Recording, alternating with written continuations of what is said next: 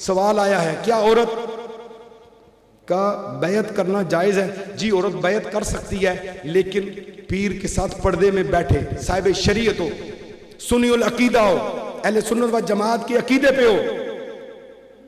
یہ ملنگ شلنگ کا تعلق اہل سنت کے ساتھ کوئی نہیں. مجھے ایک بندے نے کہا جی ایک گروہ آیا، انہوں نے کہا جی داتا کے ملنگ آئے.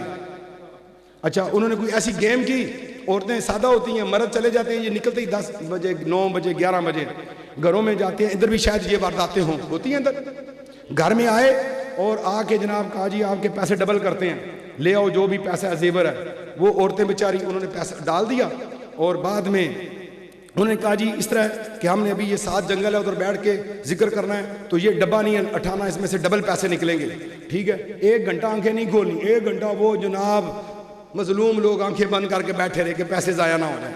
جس کا زیور تھا، انگوٹھی تھی، پیسہ تھا، اس ڈبے میں ڈالا اور انہوں نے وہاں سے مروڑا. وہ 1 گھنٹے میں گئے اپنی جگہ پر.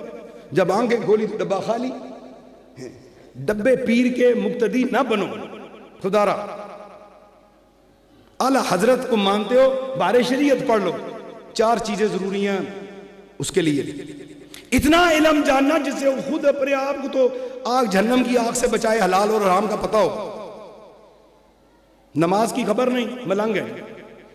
بری دے ملنگ، علی دے ملنگ، داتا دے ملنگ. داتا دیاں فقیرنیاں بن کے، بری دیاں فقیرنیاں بن کے آ کے وارداتیں ڈال کے جاتی ہیں. خدا را بچاؤ اپنی عزتوں کو اور اپنے مال کو. عورتیں خبردار کوئی دروازہ کھولے، 2 نفل توبہ کے پڑھیں، 2 حاجت کے پڑھیں، 7 منٹ یہ ذکر کریں، انشاءاللہ تمام مصیبتیں تکلیفیں جو ہے حل ہو جائیں گی. مزید ویڈیوز دیکھنے کے لیے محمدی رونی قافلہ کے آفیشیل چینل کو سبسکرائب کریں اور بیل آئیکن کو پریس کریں.